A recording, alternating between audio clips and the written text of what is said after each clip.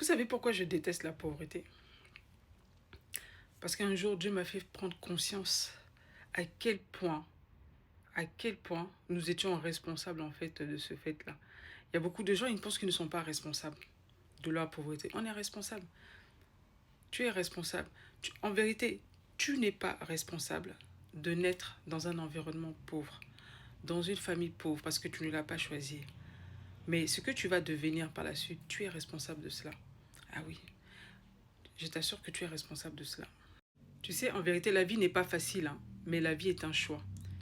C'est-à-dire que tu as le choix. Beaucoup de gens pensent qu'ils n'ont pas le choix. Et je ne te dis pas que ça sera facile. La vie n'est pas facile, mais tu as le choix. Mais il y a beaucoup de gens qui choisissent de ne pas se battre. Il y a beaucoup de gens qui choisissent de tendre vers le mal. Il y a beaucoup de gens qui choisissent la facilité. Il y a beaucoup de gens qui choisissent de dépouiller les autres que d'aller eux-mêmes gagner ce qu'ils doivent gagner, d'aller gagner leur vie. Beaucoup de gens font des choix. Et même quand tu ne fais pas de choix, c'est quand même un choix par défaut, tu vois. Et je vais te dire une chose, il faut que tu comprennes, que tu comprennes cette chose-là. Moi, je l'ai compris en lisant le livre des Proverbes. Le livre des Proverbes, c'est un livre que j'ai dû lire au moins, je ne sais pas, des dizaines de fois. Je ne peux pas comptabiliser combien de fois j'ai lu et relu ce livre-là. Et j'ai compris une chose, c'est que Dieu est un Dieu d'ordre. Et l'univers dans lequel on vit est un univers d'ordre. Et là où il y a de l'ordre, il doit y avoir un travail qui se fait. Si tu es paresseux, si tu es nonchalant, si tu ne veux rien faire, et tu es là et toi tu ne veux rien apporter, sache que par défaut, tu vas récolter la pauvreté. Parce que la pauvreté s'installe là où il n'y a pas d'activité. Vous voyez, hein, quand vous lisez les livres des proverbes, on te parle du paresseux qui tourne sur son lit et tout, ce paresseux qui s'endort et qui laisse les ronces pousser dans son jardin.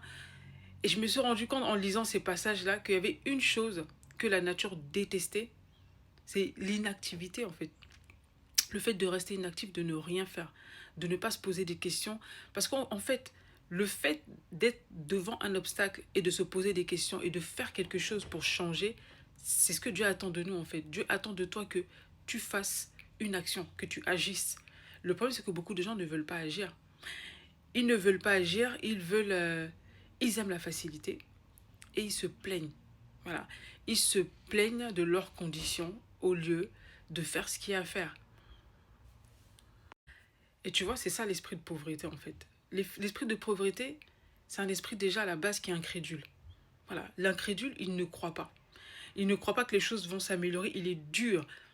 C'est de l'incrédulité en fait. Et ça, c'est vraiment le pire des péchés. J'avais des conversations comme ça avec mon père quand il était encore en vie. Et je m'appelle une fois, on discutait. Et il m'expliquait quelque chose. Il me disait, tu sais, parce que lui, il a fait ses études au Canada, hein, dans les années 70, fin des années 70, début des années 80. Voilà. Et mon père m'expliquait, il me disait, quand j'étais au Canada, certains Canadiens étaient racistes. Ils disaient qu'ils n'aimaient pas les Noirs parce que nous, les Noirs, on se sentait mauvais. Les Noirs, franchement, le Noir, partout où il va, il a mauvaise réputation.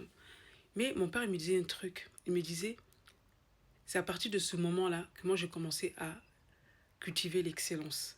Et je vous assure, mon père, c'était quelqu'un d'excellent. Il était toujours tiré à quatre épingles.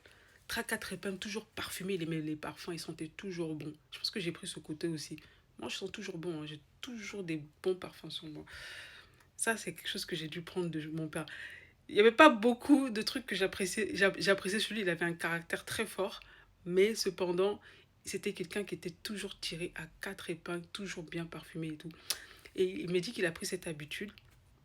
Il a appris à se discipliner hein, quand il était au Canada. Il m'a dit qu'il a pris cette habitude quand il était au Canada pendant ses études. Que une fois, il dit il m'expliquait que les étudiants africains, ils restaient souvent entre eux. Souvent, ils vivaient dans des, voilà, dans des studios, dans des appartements qui étaient contigus. Ils cuisinaient, ils étaient peut-être plusieurs dedans et leurs vêtements, de fois, sentaient mauvais. Et ils n'étaient pas appréciés des Canadiens, en fait. Et une fois, lui, il était venu au Canada, mais il ne voulait pas seulement rester qu'avec ses amis africains, vous savez. Une fois, il s'est rapproché d'un Canadien. Et il lui a posé la question, mais pourquoi vous ne nous aimez pas, nous les Noirs?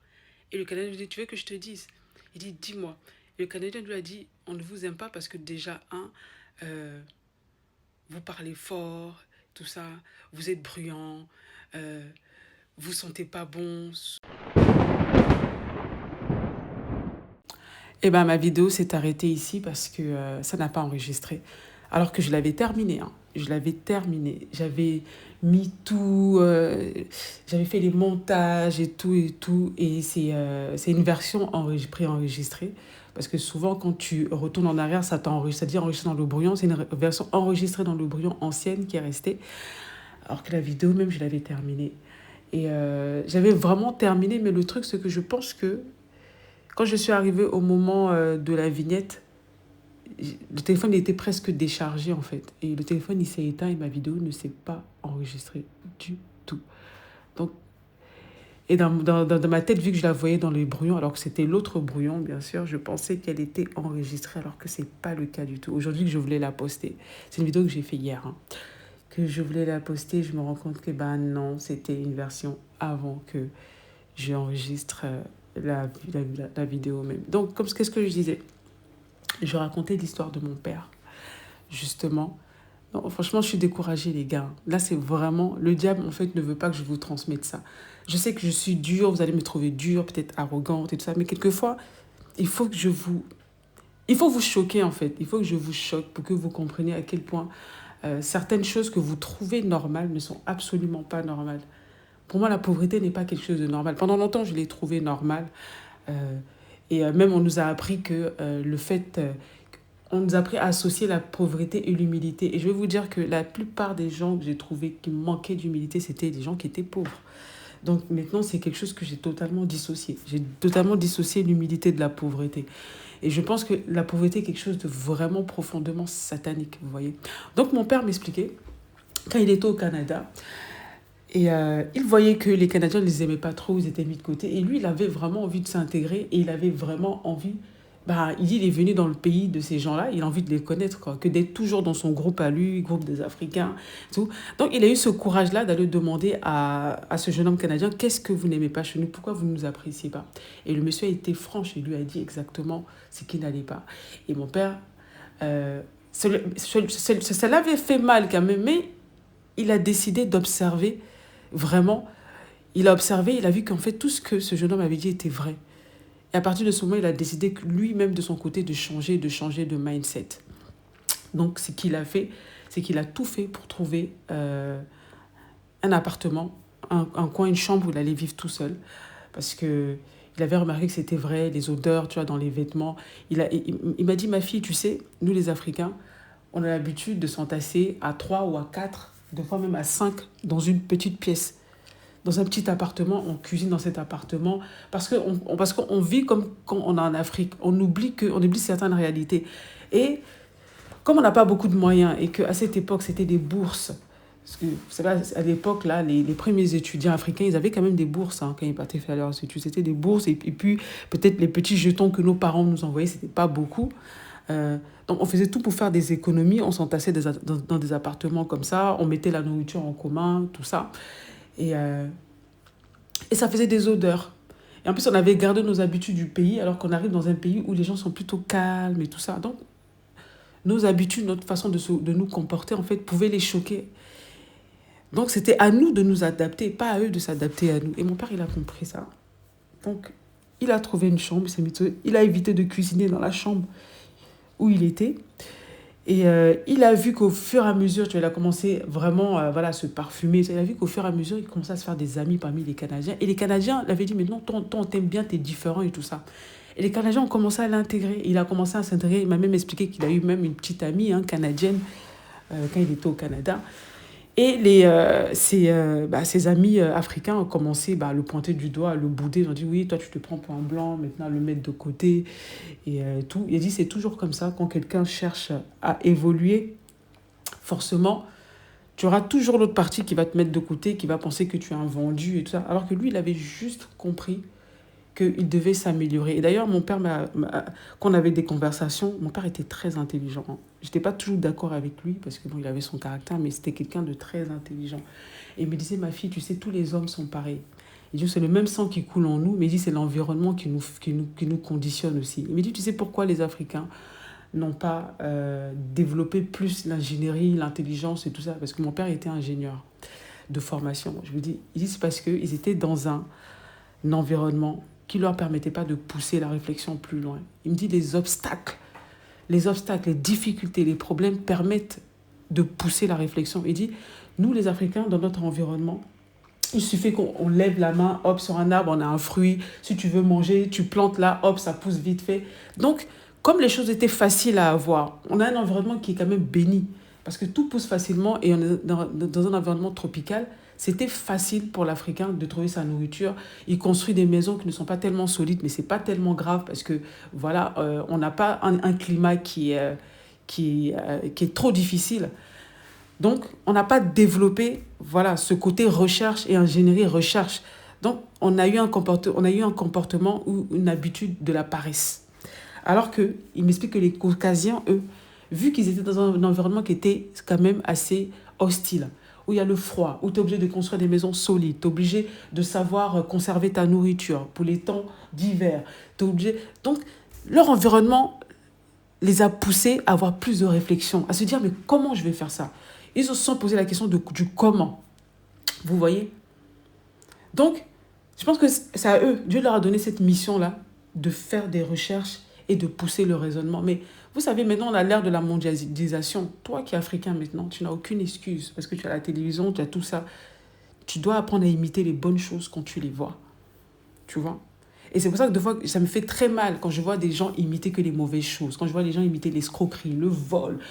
Alors que vous êtes capable d'imiter le vol, l'escroquerie, le mensonge, mais vous n'êtes pas capable d'imiter les bonnes choses.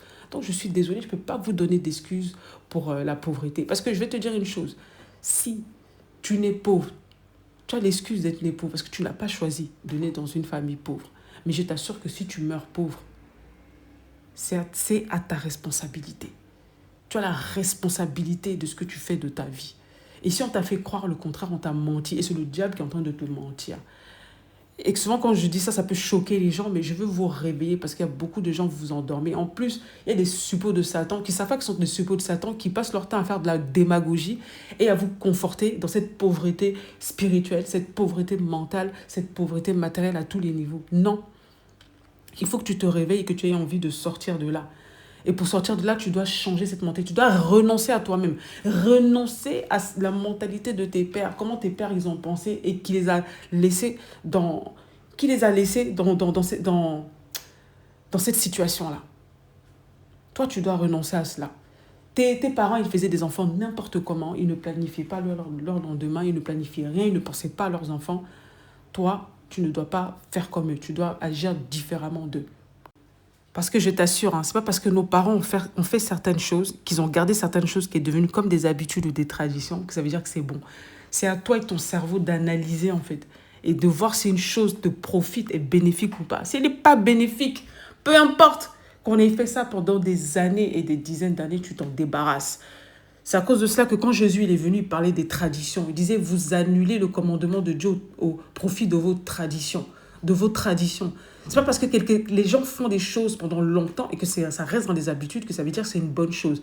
Si tu analyses certaines choses et que tu vois que ce n'est pas bon, par exemple la paresse, le fait, la mendicité, le mensonge, l'escroquerie, aimer l'avidité, parce qu'il n'y a rien, je remarque une chose, surtout chez nous les Africains, on a un comportement avide. Et moi c'est pour ça que... quelquefois, j'aime pas trop être avec les Africains parce que vous me gênez en fait. Comportement avide. C'est quoi un comportement avide? L'avidité, c'est de regarder ce qui ne t'appartient pas et de faire tes plans dessus. C'est-à-dire, par exemple, tu viens voir ton frère africain, tu dis, ah, j'ai gagné 100 000 francs. Tout de suite, lui, il va se faire son programme, il va se dire, dans les 100 000 francs, il faut que je prenne 20 000 dedans.